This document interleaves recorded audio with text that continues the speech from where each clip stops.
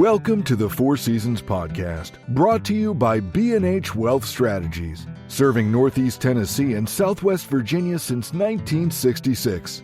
Here, we guide you through the ever-changing seasons of your financial journey, offering insights to help you grow, protect, and enjoy your wealth. Ready to turn your financial dreams into reality? Dare to dream. And now, here's your host, President of B&H Wealth Strategies, Jeff Bingham.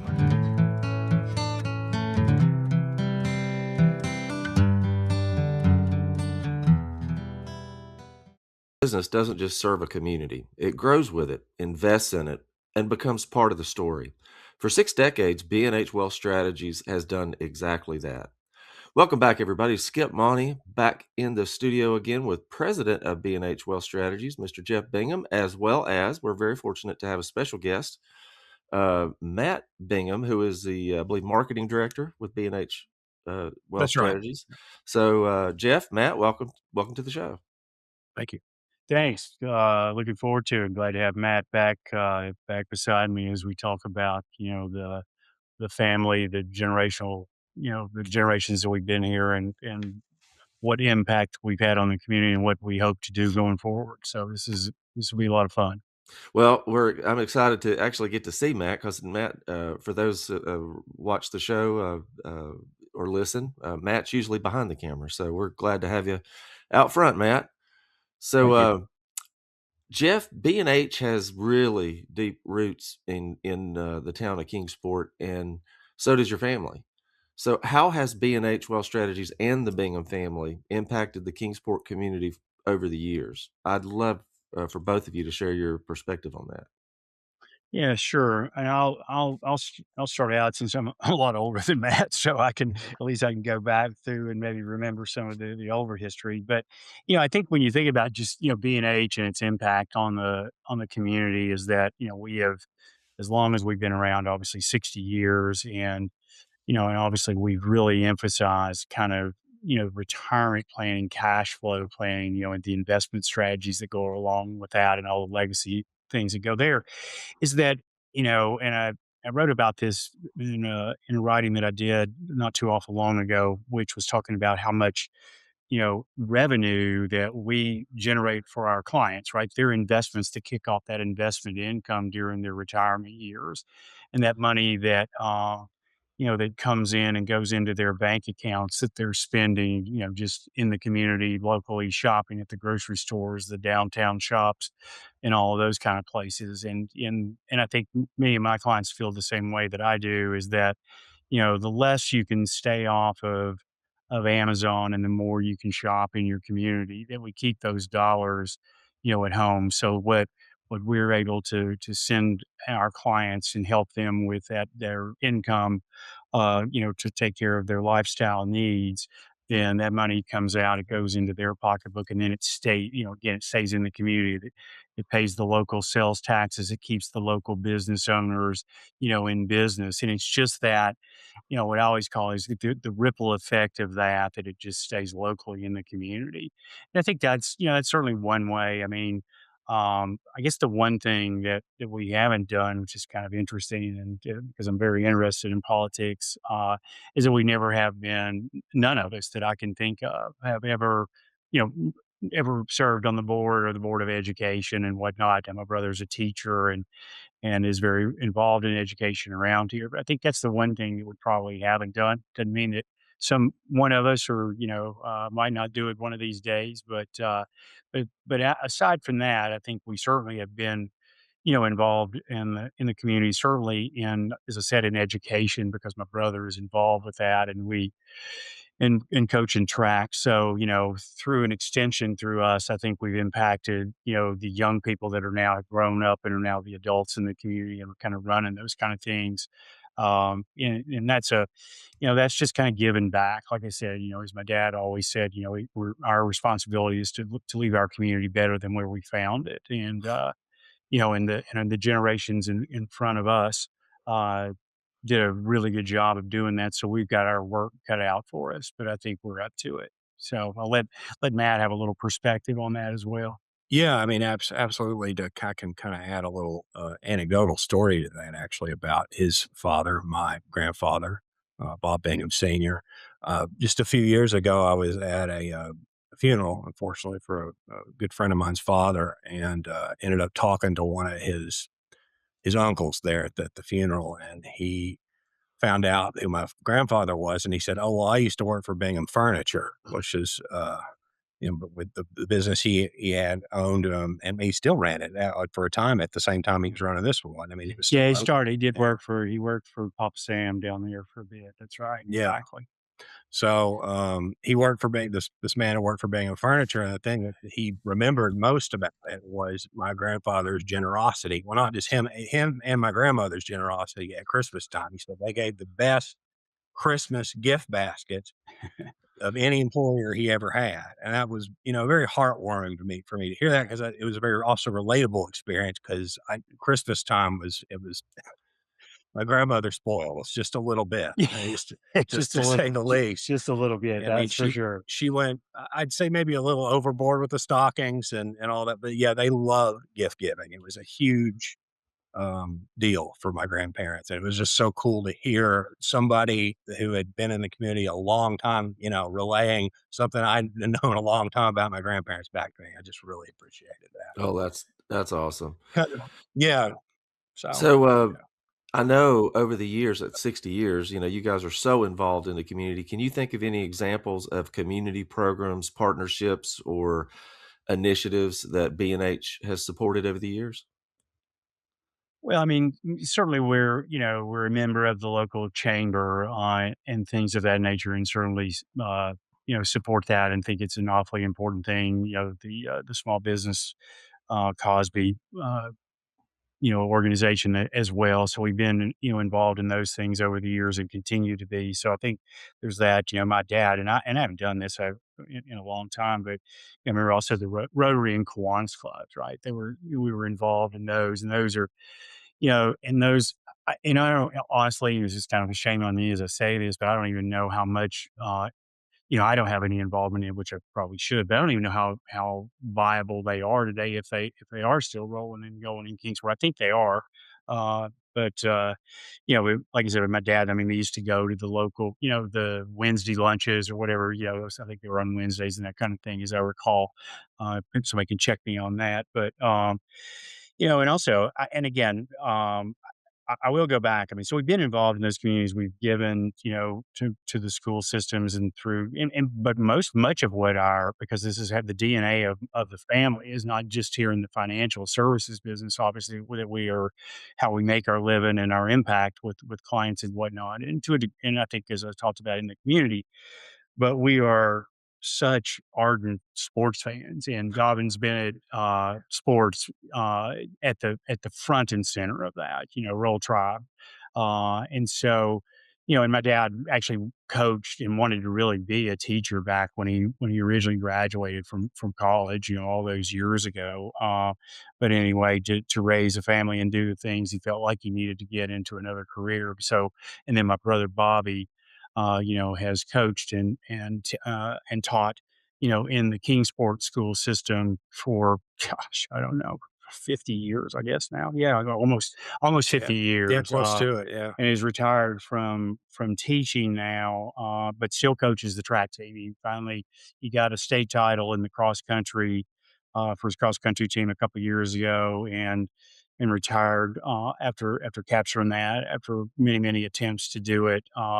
But still coaches the track team, and is still involved and still substitute teaches and all those things. So what I guess the point that I'm making there is that then my dad coached boys club football, going all the way back even when he was here and working and still, and we were young.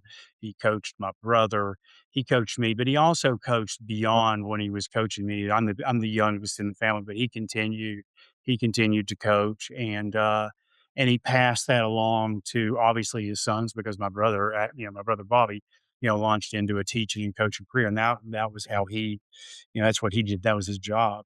But for John and I, we opted into being the financial planning career, and John is a lawyer, but we coached and feel like we taught as well, because we were trying to teach, the young people, not and we wanted to win.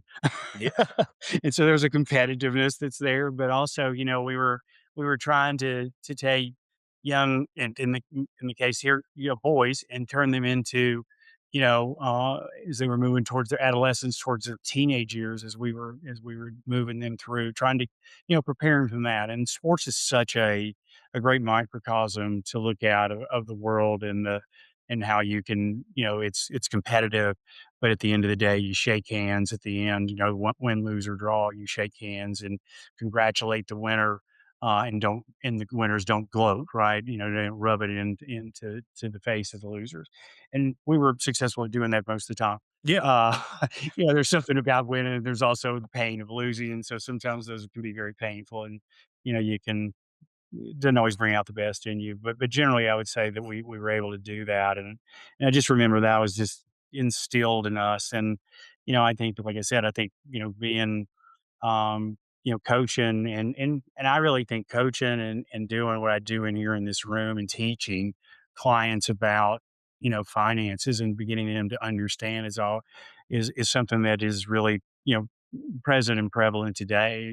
That's really what it is. It's a bit of an education every time that they're in here. And if I'm doing my job, uh, they're gonna they're gonna know more every time about their, not just their situation, but the general investment economic world that's out there. If I'm doing a good job, and I think that's very, it's humbling, but it's also very gratifying to see that, and you'll get people that'll tell you that from time to time, and that's very edifying. So, Very cool. Well, obviously, huge impact on a lot of lives. I mean, literally hundreds, maybe even thousands of students that your family has impacted, and that stays with them the rest of their lives. So big impact.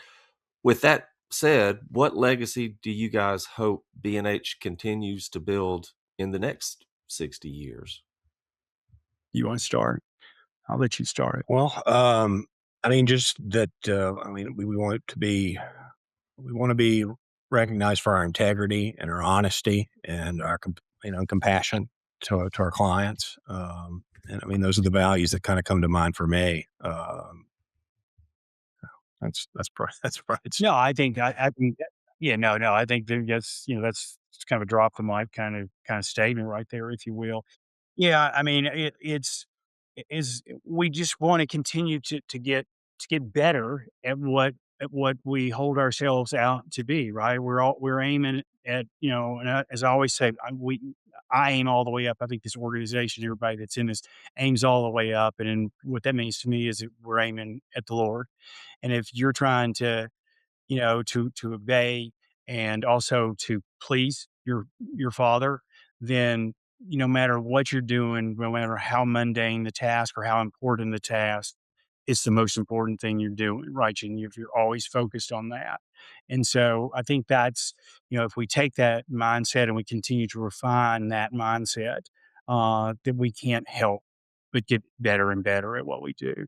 We say that, we're here to serve. This is the Four Seasons podcast, and that model comes from, that idea comes in many ways. It's evolved out of that, but the Four Seasons Hotel, which is, when does superior service become hospitality? And I come from, a restaurant background, and so hospitality. I was in the hospitality industry before and through college, and into my late 20s.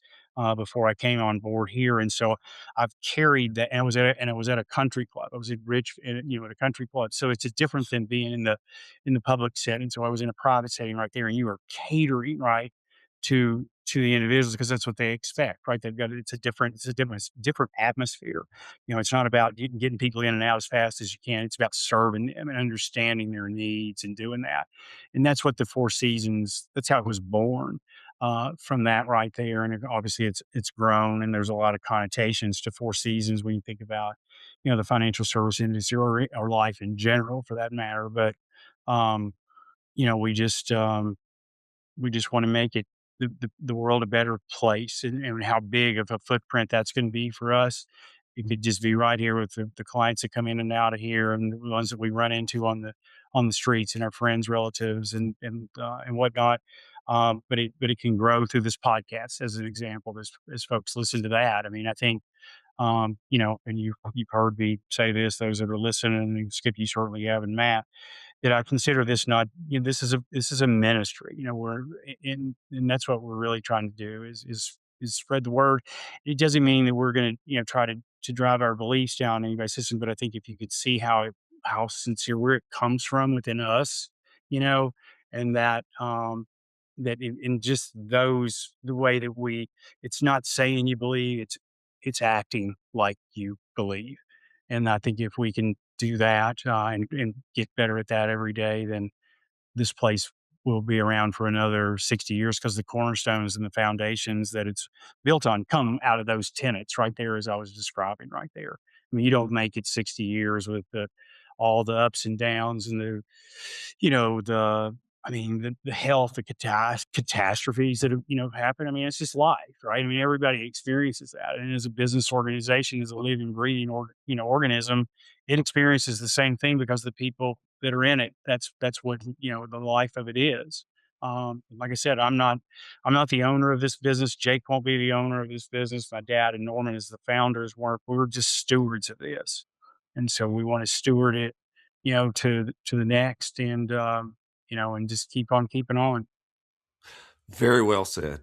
Well, Jeff, Matt, I want to thank you for sharing that heartfelt look at B&H's impact on the great city of Kingsport. It's clear that the connection runs really deep. So thank you so much for that. And we'll talk more about the legacy of B&H in the next episode. Sounds great, Skip. Thank you very much. And to everybody out there, have a blessed rest of the day and weekend. Thanks for tuning into the Four Seasons podcast, brought to you by B&H Wealth Strategies, where your financial success is our priority. Schedule your free 20-minute consultation today by calling 423-247-1152 or by visiting bhretire.com. Take the first step toward making your financial dreams come true. Until next time, remember, every season is the right season to plan for your future. Securities and registered investment advisory services offered through Silver Oak Securities, Inc., member FINRA SIPC. B&H Wealth Strategies and Silver Oak Securities, Inc. are not affiliated.